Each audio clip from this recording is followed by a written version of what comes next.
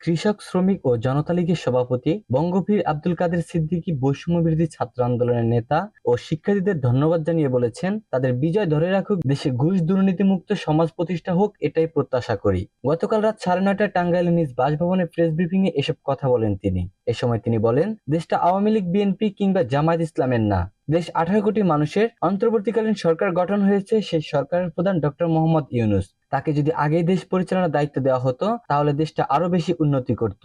এ সময় তিনি পুলিশকে উদ্দেশ্য করে বলেন, আপনারা থানায় যোগদান করে মানুষকে সেবা দেন, কোন দল বা গোষ্ঠীর হয়ে কাজ করবেন না। আপনাদের পিছনে সারা দেশ থাকবে, তা না হলে বিপদে পড়বেন।